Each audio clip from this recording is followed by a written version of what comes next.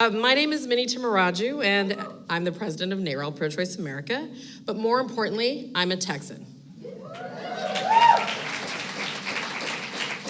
I want to thank you for joining Julieta and I and Vice President Kamala Harris as we discuss reproductive freedom here in Texas and across the nation. The fight for our fundamental rights, including the right to abortion and contraception, has never been more urgent. In the wake of the Supreme Court decision to overturn Roe v. Wade, 14 states and counting are enforcing extreme or total bans on abortion.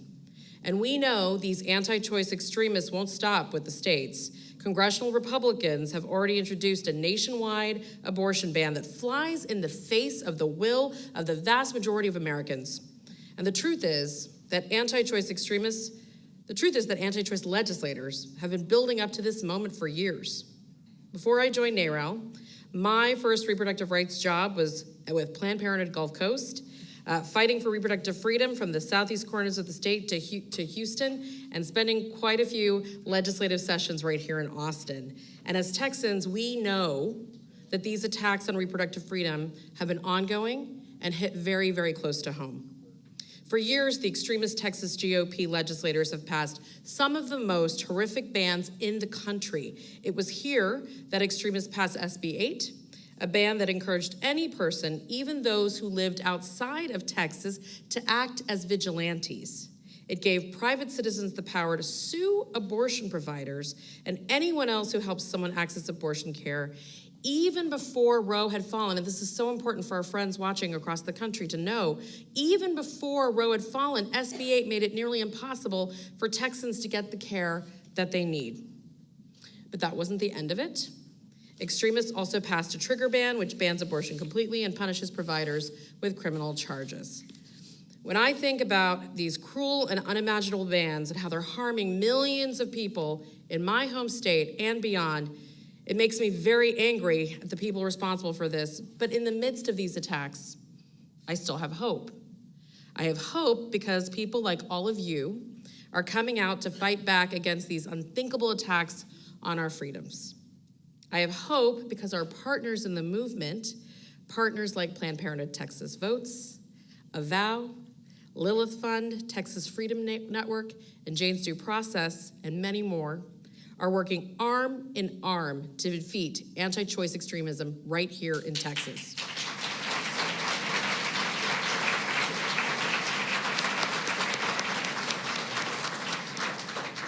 And I have hope because we have leaders right here in Austin, at the Capitol, and in the White House, committed to protecting and restoring our fundamental right to abortion. Vice President Harris knows that everyone should have the freedom to make their personal decisions about their lives, families, and futures without political interference. And she's deeply committed to protecting the right to abortion, not just now, but throughout her career. As California's Attorney General, she fought hard to protect the rights of Californians to make their own decisions about when and if to start and grow a family. And as U.S. Senator, she's co-sponsored and championed legislation to protect and advance reproductive freedom, including the Women's Health Protection Act. Every year she served in the Senate, Vice President Harris earned 100% on NARAL's congressional scorecard. In this time of horrific crisis, we need champions in the White House who fight tooth and nail for our freedoms, and we know Vice President Harris is one of those champions. For months, she's been meeting day in and day out with leaders across the nation who are at the forefront of the fight for reproductive freedom. And she's led a whole of government effort, including cabinet members and policy experts from DOJ to HHS, and marshaling resources and creative problem solving to fight back for all of us. And together, we're building a path forward to restore the right to abortion and protect reproductive freedom for everyone. Americans can count on this administration to do everything in its power to protect the right of women and pregnant people, no matter where they live, from the heartland of the country to here in the South and in Texas. I'm honored to stand alongside the Vice President as we fight back for freedom. On a personal note, I'm the first woman of color and woman of South Asian descent to serve as the president of NARAL. So it's even more meaningful for me to be here today with our first vice president, also of South Asian descent, an incredible leader who's been breaking barriers and glass ceilings and paving the way for so many of us, particularly women of color. I'm now thrilled to bring on stage my co-moderator for today's conversation, the co-founder of United We Dream, board member at the National Latina Institute for Reproductive Justice, and Senior Capacity Building Director at the Groundswell Fund, Julieta Garibay.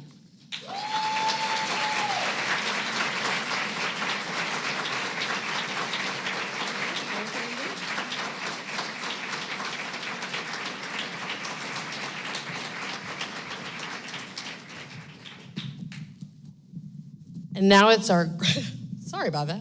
And now it's our great honor to welcome Vice President Kamala Devi Harris.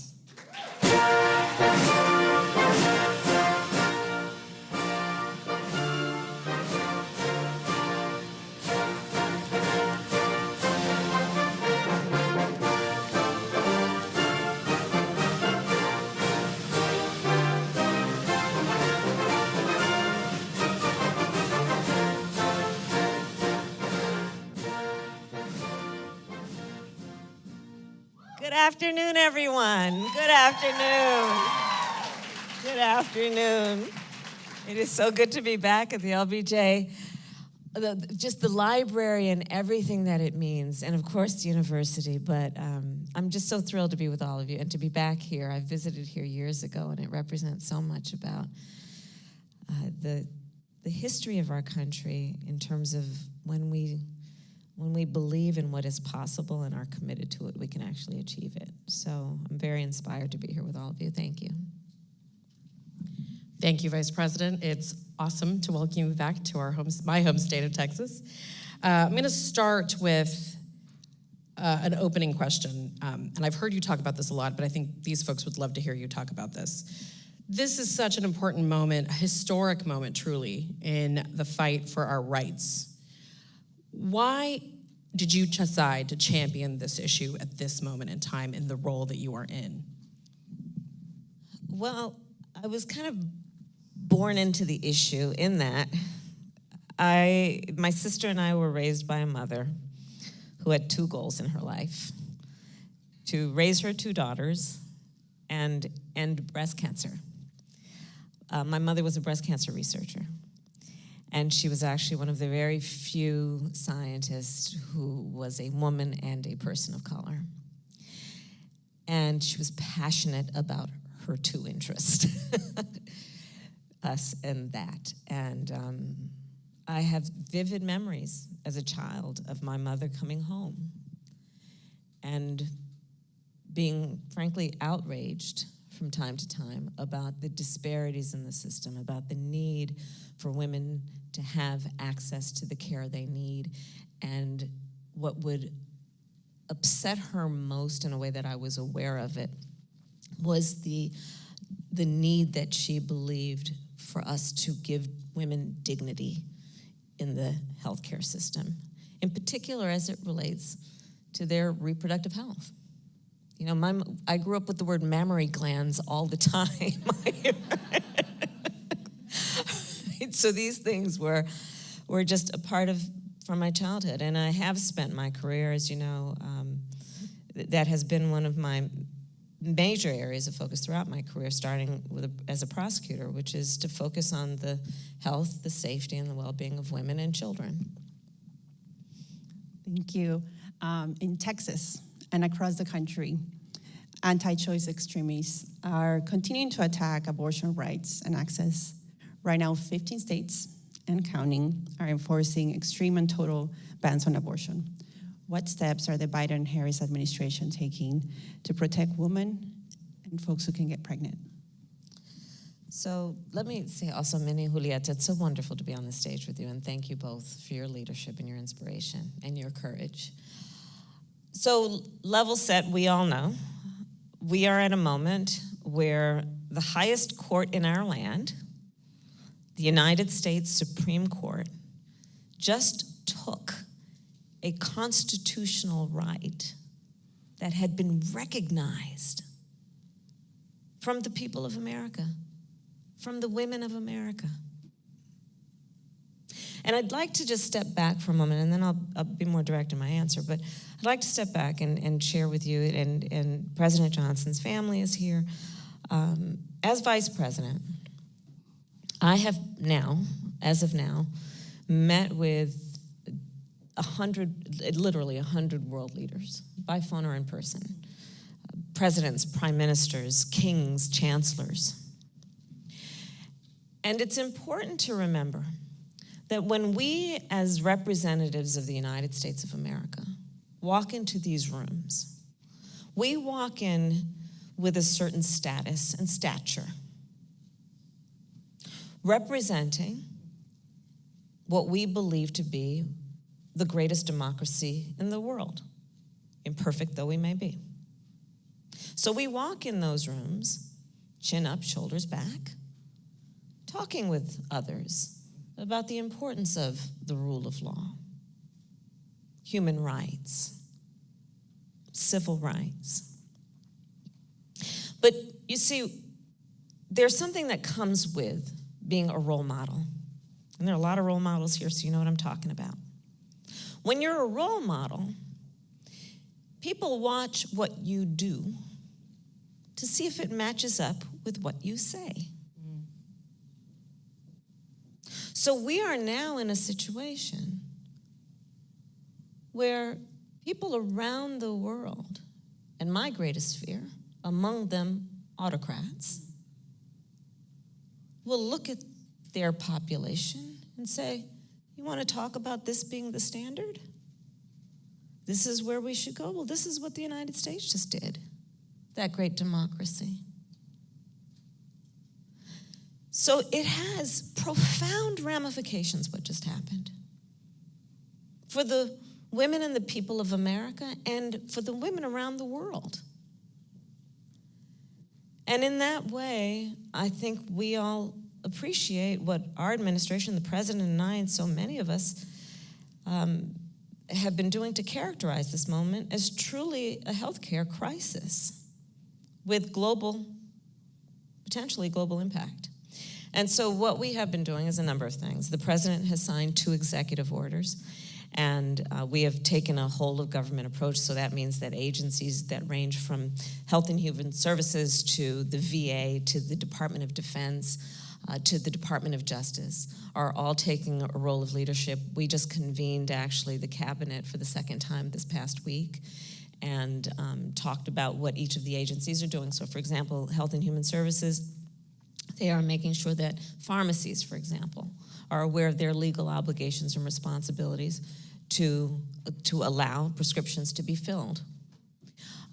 Through the Department of Justice, there's some extraordinary work that's happening. I'll mention a woman by the name of Vanita Gupta, who is, many of you may know, was very active as a litigator in civil rights, who has been tasked with heading up the Department of Justice's work in this regard. So that work is about collaborating where appropriate and possible with attorneys general from around the country.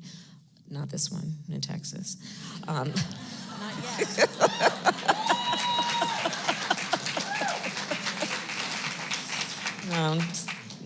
yet. No, not yet. On this issue around what should be done to remind the people of the states and of our country about their legal rights. For example, the right to travel, the right to association. There has been work that's being done to, actually through the Department of Justice, they've been doing some great work to gather pro bono services so that healthcare providers, for example, can have legal assistance and advice when they need it. So the VA, extraordinary work. We have 300,000 service members who are women. And through the VA, there has been an edict that women will be given, when they request, access to reproductive care. And so there is work that's happening. But the challenge is that the issue is ultimately been, as the United States Supreme Court and its proponents, the proponents of Dobbs have intended, it's being pushed to the states. And this is not a political event, but there's an election in 31 days. And it will matter. Because now it's going to matter who your county prosecutor is. If you live in a place where there's a state law that has criminalized doctors and nurses and healthcare providers, it's going to matter who your attorney general is. It's going to matter who your governor is. And so this is where we are, and this is part of why I've been traveling around the country to convene and speak with state legislators and others, including the legislators here in Texas, about what we can do to protect the rights of all people. Thank you so much, Vice President. At NARAL and across the movement, we often talk about abortion access as a fundamental freedom, central to Americans' lives. How do you see the fight for reproductive freedom impacting the everyday life of Americans? In a profound way, and I appreciate what you at NARAL have been doing. Listen, on this issue, I say, let's take the flag back. This is about freedom and liberty. At its core, this is about freedom and liberty. And on every level. I mean, take, for example, what is happening in jurisdictions where there's no exception for rape or incest. Like, let's understand what that means. I spent the majority of my career as a prosecutor focused on crimes and harm and violence against women and children. I specialized in child sexual assault cases. The idea that there would be a policy and an approach that would say to someone who has survived an extreme act of violence and violation, and to then say to her, and you do not have the autonomy, the authority, as it relates to your body that has just withstood that act, to make a decision about what happens to your body next. It's immoral. It's truly immoral. So, and it is about freedom and liberty. There's another piece, we were talking earlier about this in terms of how we are also characterizing and how I think of it, which is this. One does not have to abandon their faith or their deeply held beliefs to agree that the government should not be making this decision for her.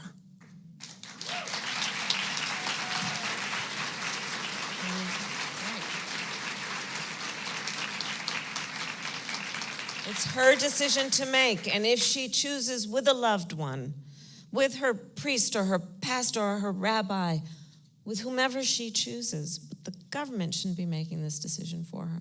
But it is, Minnie, it is absolutely about freedom, it is about liberty, and it is also, if we just think of this in the context of where we are right now, LBJ Library, right?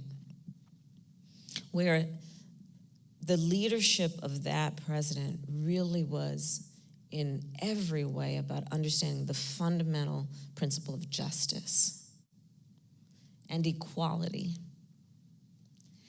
And then putting this issue in that context and putting it in the context of where we sit right now, which is to honor an individual and a time where we understood that the progress of our nation and the strength, therefore, of our nation was because we were dedicated to a trajectory that was about an expansion of rights, not restriction of rights. And that is what also is happening right now. So, freedom and liberty. Let's take the flag back. Let's take it back. Let's take it back. Thank you. Thank you, I totally agree. And across the country, people are being more motivated than ever to protect reproductive freedom. Groups like AFIA Center, Latina Institute, These Not Words, Move Texas. And we're seeing them take action, including Erich and many others, by rejecting the anti-choice ballot measure in Kansas. As you've traveled across the country, what have you seen and heard from people as they've watched anti-choice extremists put bans on abortion into place? And also, if we can talk a little bit about the intersections, right? Yes. Of voting rights, immigrant rights, trans rights, and attacks on abortion. That's great. Julieta, so to your point, I early on asked my team, well, let me just say, I love Venn diagrams. I really love Venn diagrams. You know, the circles, right? 3 usually. And I asked them, tell me, with a Venn diagram, from which states are we seeing attacks on reproductive health care, voting rights, and LGBTQ? And you would not be surprised. And sadly, the state featured prominently, among others. And so then, looking at that, one must also see, but this also tells us there is a great opportunity in this crisis to rededicate ourselves to coalition building, to bringing together the folks who have been fighting forever and are currently fighting for voting rights.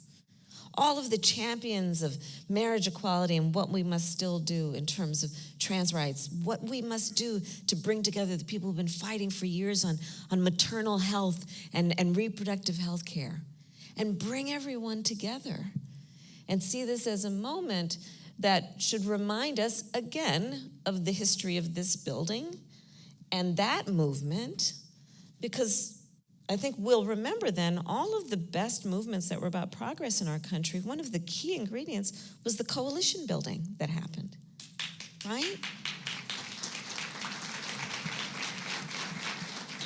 So in that way, we are, and so Julieta, to your point, when I travel around the country, I mean, I am so in awe of those folks in Kansas who just organically said, we ain't having it, right? It was spectacular. And they just, I've watched their commercials. Just go online and look at their commercials. They're fantastic. They're really quite direct and to the point. Government mandate, to the point. I've been traveling around, so-called red states and blue states, and what we're seeing is that, we know this is an issue that also is about an intergenerational movement, right, among the many intersections, and that folks are realizing the movement that started decades ago, that culminated in Roe v. Wade, we must now, us here, sitting in these chairs, must pick up that movement and carry it forward. And I think there's a real energy and enthusiasm to fight for the rights that are at stake right now.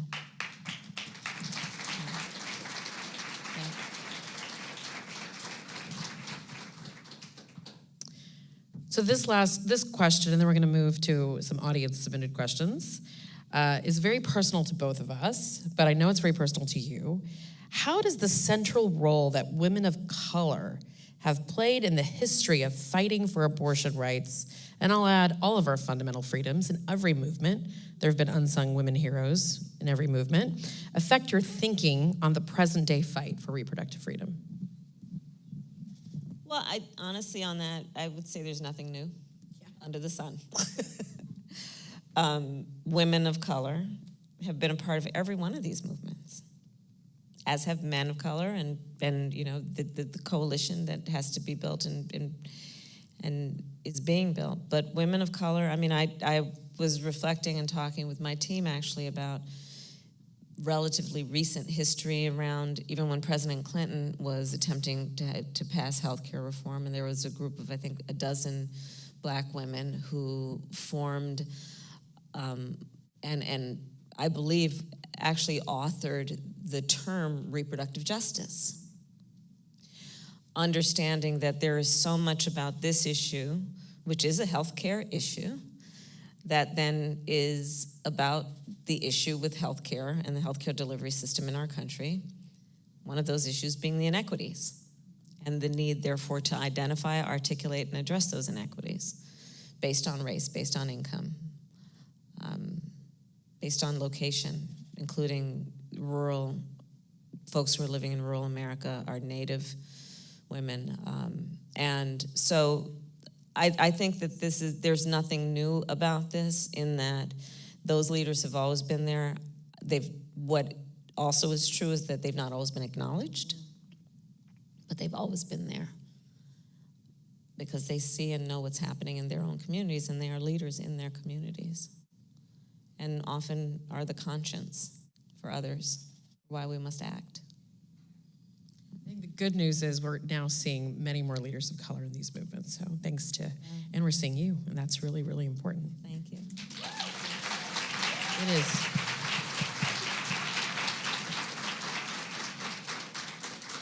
Okay, now's the fun part. I have questions. We have questions submitted by the audience. So the first one is by Kaya Jordan, who I met earlier, a Houston, hello, my friend, a Houston Tillotson University student and a Planned Parenthood advocate on her campus and her community.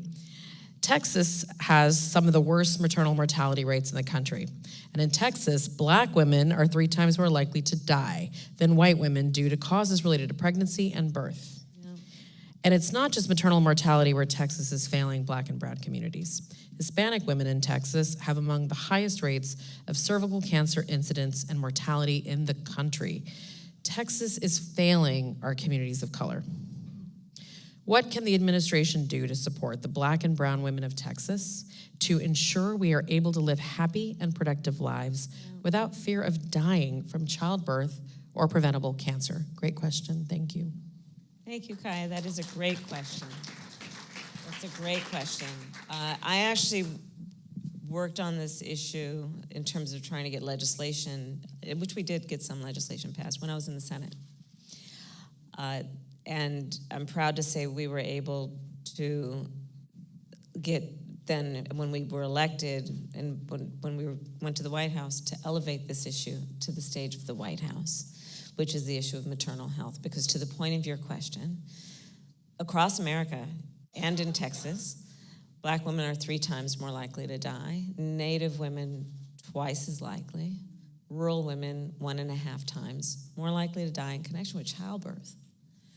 I have someone close to me whose sister-in-law just a couple of weeks ago died in childbirth. This is 2022 in America. And when you look at the issue, there are a number of factors.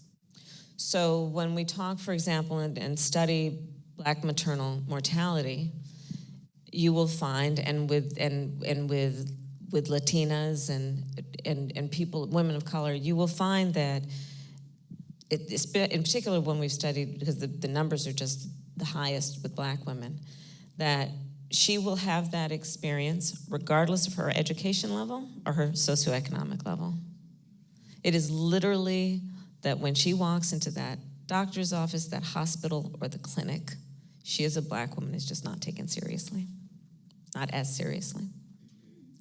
So that then leads to an obvious point. Let's address racial bias in the healthcare delivery system. So the bill that I had was to require and then fund training for healthcare providers of every level and every nature. So doctors, nurses. I wrote into the legislation that part of the trainers would be doulas.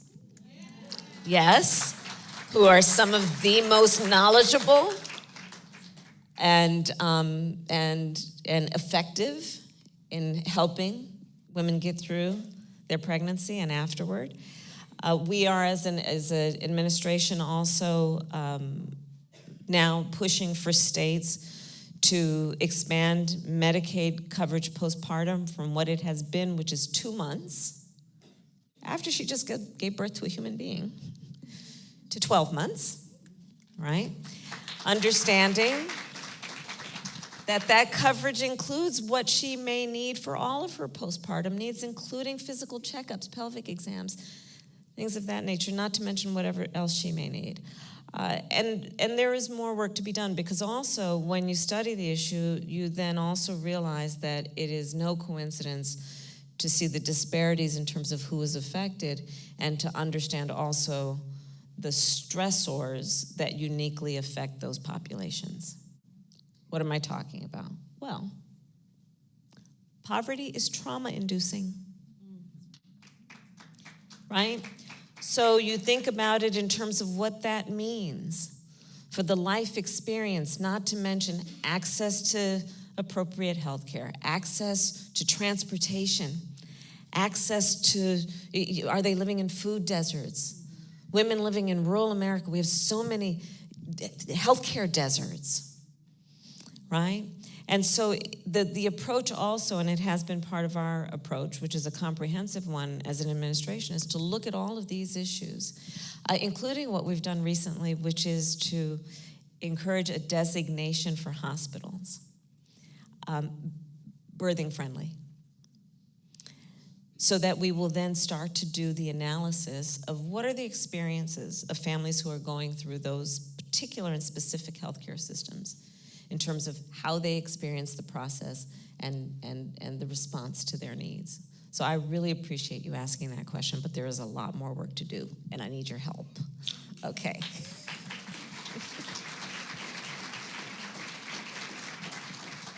Thank you. I would say puras truths, a lot of facts. Yes, thank you. Facts. In June 24, millions of people lost fundamental rights thanks to the actions of elected officials they never had to vote on. If you were a college student in 2022, watching anti-choice extremists strip away our hard-won right, how would you channel the anger into action and change? There's a lot there. Let me just, if I may, add a couple things in terms of just as a personal point. I have a 17-year-old goddaughter who I'm helping with her college applications. And That's pretty cool. but actually, the next point I'm going to make, you guys will also get. And she said to me, when the Dobbs decision came down, Auntie, me and all my friends, whatever gender, are now looking at what is the law in the state of the school that we want to go to. That's real. That's real. We have a 23-year-old daughter, and I have an 81-year-old mother-in-law. Our daughter is going to have fewer rights than my mother-in-law. So when we're talking about young leaders, I mean, the way this is impacting college-age leaders, and I think of them as leaders, is profound in terms of the myriad of what this means, the facets of what this means for them. And then I think of it in the context of how I was raised. I was raised by parents who were students at UC Berkeley in the 60s. Yeah, so you get it. They were active in the civil rights movement. I joke, but it's true. I grew up surrounded by people who spent full time marching and shouting for justice. And I do believe that our best movements have had as their leaders students. And people in that stage of life, be them in universities and colleges or doing something else. And so I think about it in the context, and in fact, we have purposely have been trying to visit in in the travels, universities and young leaders to encourage them to do what they're already doing, which is organize on campus, which is use social media in a way you know best, which is it can be an incredibly powerful tool for organizing, to keep it up, because we need you. And I'll mention a very specific point that concerns me on this issue that I do believe our younger leaders can really be most influential on. I don't have the map here. I don't know where my staff is, but so the other thing I asked my team to do was to show me a map of the United States and then color code the states based on the state of the law in those states. Complete abortion ban, 6-week, 12-week, 22, right? With exceptions, rape and incest, not with. You would not be surprised to know that if you look at this map, it's like a quilt. All the different colors. What does that mean? People are confused. And when we see that, we know that is a situation that is ripe for misinformation and disinformation and predators.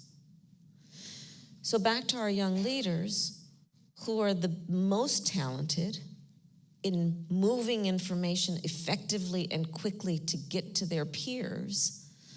I am also I am begging our young leaders to please use that talent and skill in a way that a lot of the folks who've been in this movement for a long time aren't necessarily the best at, to help get out the facts and to help people know their rights and to clear up the confusion, and most of all, to remind people they're not alone, because there's an additional point on this issue that must be, I think, acknowledged, which is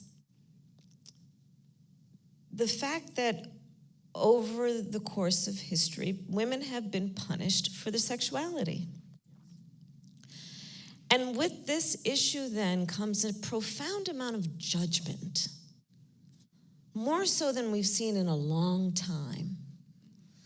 So then, among the issues is not only freedom, liberty, access to health care, but judgment.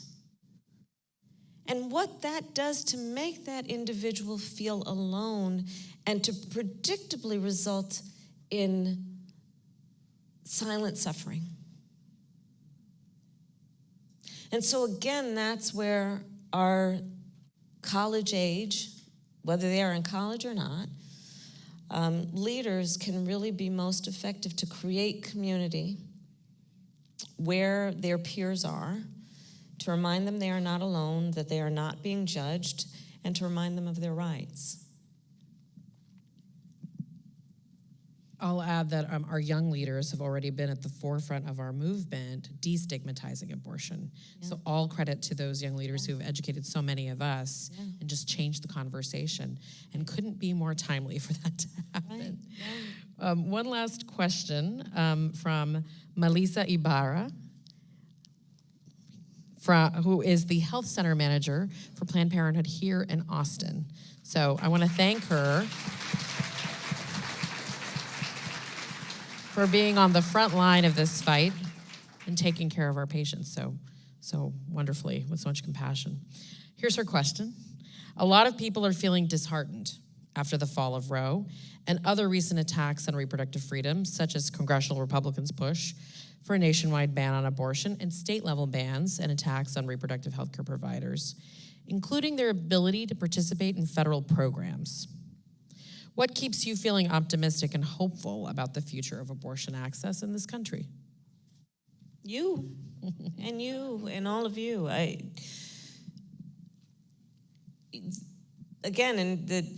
When we contextualize this issue, we can contextualize this issue also in the context of democracies.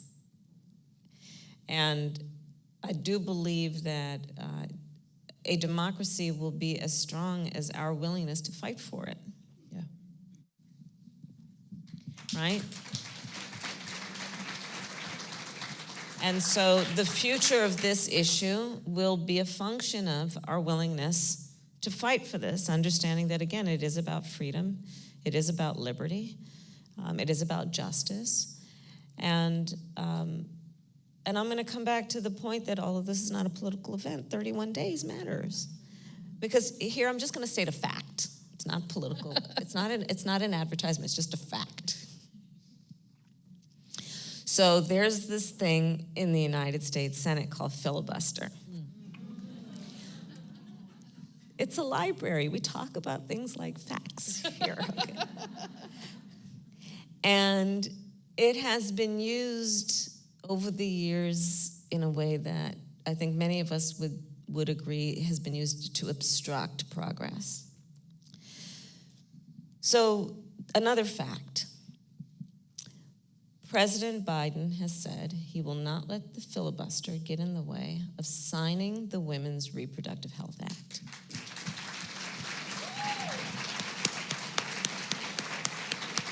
Thank you. An additional fact is that we just need to hold on to the Senate, and we need 2 more. Just facts. Just facts, that's it. All right, well, this has been an incredible conversation. It's just an honor to be here with you today. I want to thank Julieta for being my partner in this effort, in this event, and for all your work for so many of our communities in this country. And Vice President Harris, just want to thank you for all the incredible work the administration's doing, for having these candid conversations across the country. And we look forward to seeing you out there. Let's a few more. Thank you for coming. Thank you all.